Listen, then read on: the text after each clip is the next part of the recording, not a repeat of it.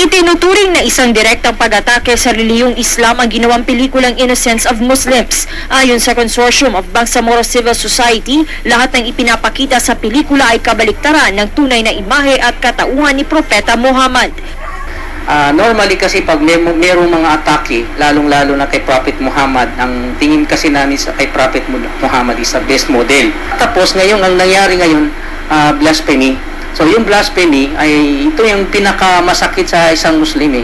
Yung bang direct na pang-atake sa religion mo, lalong-lalo na yung kanilang ginawa kay Prophet Muhammad na kung saan parang sinasabi doon na he was a humanizer. Hindi lang ho siya babaero, kundi pedophile. Ibig sabihin, nakikipag-sex siya sa bata at siya ay mamamatay tao at siya ay insane. So lahat ng yun ay it's a opposite of what Muhammad was. Yung kanyang uri na klase ng pamumuhay noon. Kaya kami sa CSO, kinukundi na namin ito bilang isang Muslim na alam namin hindi totoo yun. Pero ayon kay Benito, hindi dapat maging marahas ang bawat mananampalatayang Islam sa bansa.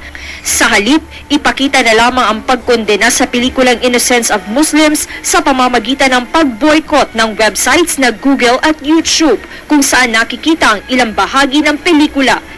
Kami nananawagan sa aming mga kapatid na Muslim na sana po ay mahinahon.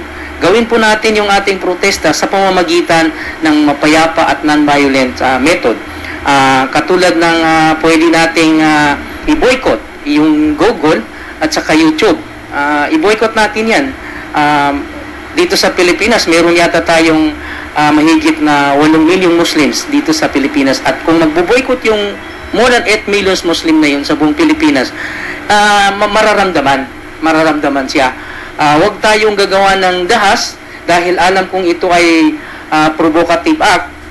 Gusto nila tayong i-provoke para gagawa tayo ng marahas, violente, nang sa ganun ay ma-justify yung sinasabi nila na ang Muslim ay terorista, ang Muslim ay magulo, at yun na nga, ang Muslim ay violente.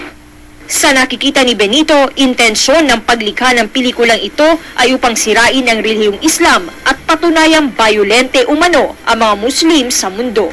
Lorebe Andong, Patrol ng Pilipino sa Central Mindanao.